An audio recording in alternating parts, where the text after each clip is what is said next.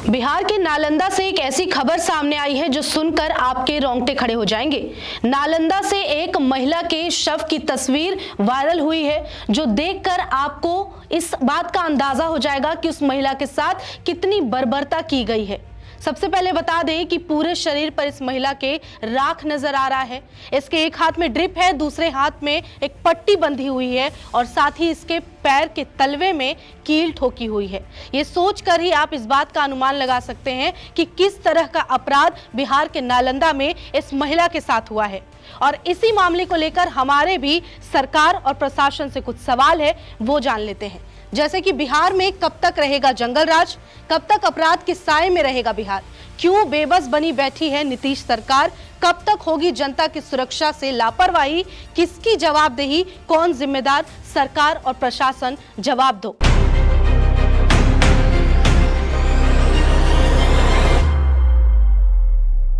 आप देख रहे हैं हमारा खास शो जवाब दो और मैं हूं आपके साथ निशा कश्यप। सबसे पहले बात कर लेते हैं इस पूरे मामले की कि आखिर ये घटना क्या है। उससे पहले आपको बता दें कि ये तस्वीर आप ध्यान से देख लीजिए, जहां इस महिला के पैर के तलवे की ये तस्वीर है, जिसमें साफ साफ नजर आ रहा है कि इसके पैर में कील ठोकी गई है। ये एक शादीशुदा महिला है। इसका अंदाजा हमने तब लगाया जब इसके पैर में ये बिछिया देखा गया, जो कि बिहार के कल्चर में शादी होने के बाद महिलाएं अक्सर पहनती है। इससे अंदाजा लगाया गया है। बता दें कि इस पूरे मामले का नीतीश कुमार जो बिहार के मुख्यमंत्री हैं, उनसे भी कनेक्शन है। वो कैसे, वो आगे बताएंगे। सबसे पहले घटना जान लेते हैं कहां की है। घटना बिहार नालंदा हरनौत प्रखंड बहादुरपुर गांव की बताई जा रही है, जहां पर यह महिला की लाश इस हालत में मिली है जो देखकर ही डर लगने लगे। बता दें इस लाश को अगर एग्जैक्ट कहां से पाया गया तो नालंदा में नेशनल हाईवे 30A के किनारे ये लाश पड़ी हुई लावारिस मिली।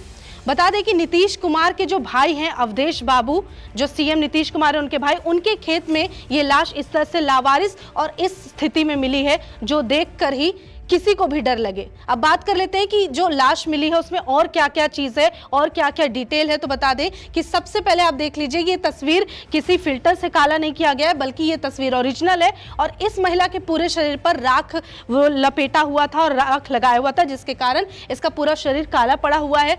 इसके अलावा इस महिला के पूरे शरीर पर बस एक कपड़ा था और वो थी पिंक कलर की नाइटी।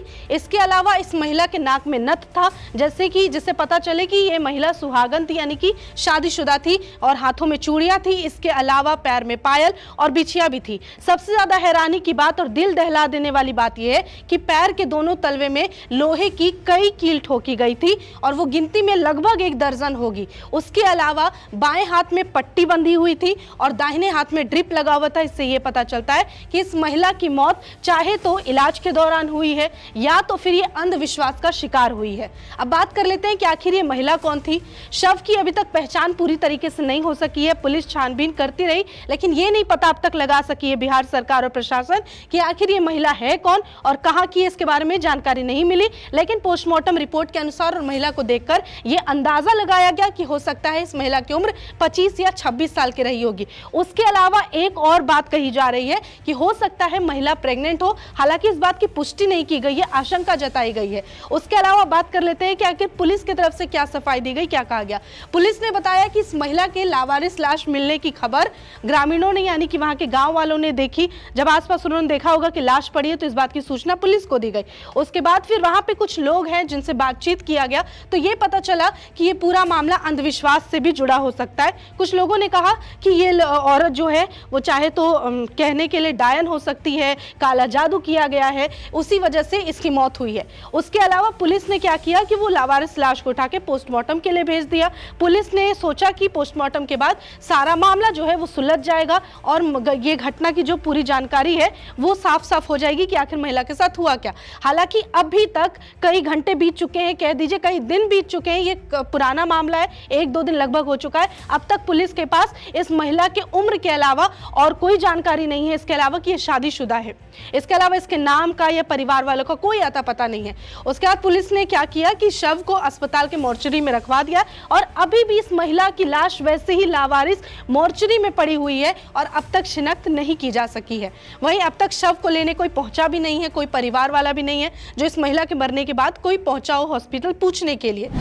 अब बता दें कि आखिर क्या वजह हो सकती है, या फिर लोग जो कयास लगा रहे हैं इस तस्वीर के आधार पर, वो है कुछ लोग इसे डायन या बिसाही ऐसे शब्द का इस्तेमाल करके इसे ऐसे उपाधि दे रहे हैं। दूसरा जो बताया जा रहा है, ऐसा जो लोग कह रहे हैं कि इस महिला की शायद करंट लगने से मौत हो गई थी, जिसके कारण तुरंत उपचार के लिए पहले इसे हॉस्पिटल भर्ती कराया गया, लेकिन हॉस्पिटल में इलाज के दौरान परिवार वाले किसी तांत्रिक और साधु संत इनके वो में पड़ गए और काला जादू के चक्कर में पड़ गए, जिसके बाद इसकी हालत की गई है। क्योंकि हमने जिस तरीके से बताया कि इस महिला के हाथ में और दोनों तरफ चाहे तो ड्रिप लगी है या तो पट्टी लगी हुई है, उसके बाद ये चीज बताया गया कि ये महिला इलाज के लिए हॉस्पिटल में भर्ती थी। हालांकि इलाज के दौरान चाहे तो इस महिला की मौत हुई है और उसके बाद परिवार वालों ने इस महिला को जिंदा करने के लिए काला जादू का इस्तेमाल किया होगा या उसका सहारा लेते हुए और इसके पांव में कील ठोक दिए। अब ये क्यों कहा जा रहा है? दरअसल जब ये शव मिला है इस हालत में, उस दौरान वहां पर कहीं भी खून के दाग धब्बे नहीं थे।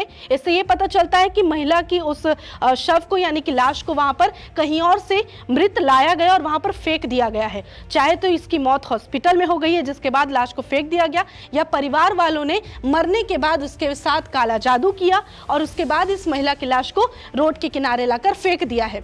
उसके बाद क्या हुआ ये जान लेते हैं। जहां पर उसकी मौत हुई और जहां पर उसकी लाश मिली, ये दोनों घटना अलग अलग जगह की, एक जगह की नहीं है।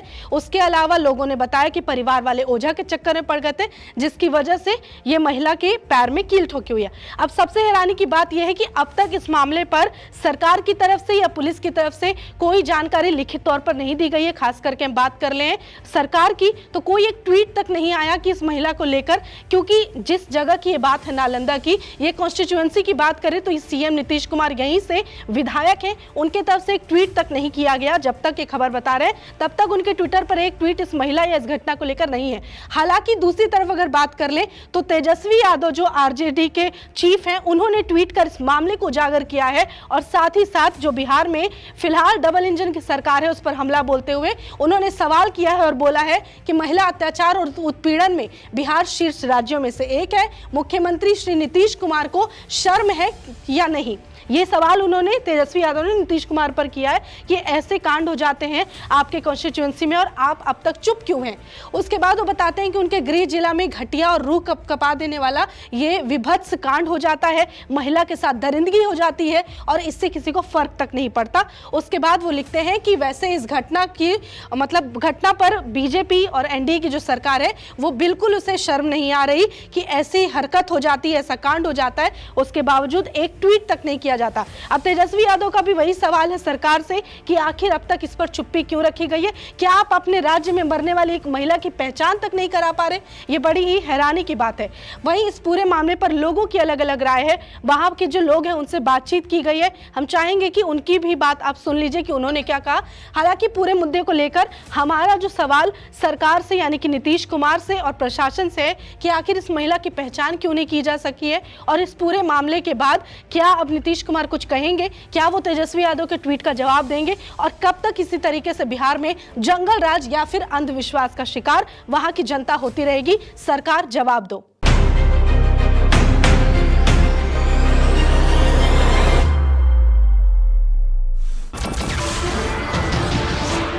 नमस्कार, मैं हूं मानक गुप्ता। अगर आपको हमारा ये वीडियो पसंद आया हो तो इसे लाइक और शेयर जरूर करें और हाँ, हमें सब्सक्राइब और फॉलो करना ना भूलें ताकि आप देश और दुनिया की कोई खबर मिस ना करें। तो जुड़े रहिए हमारे साथ और देखते रहिए न्यूज़ 24।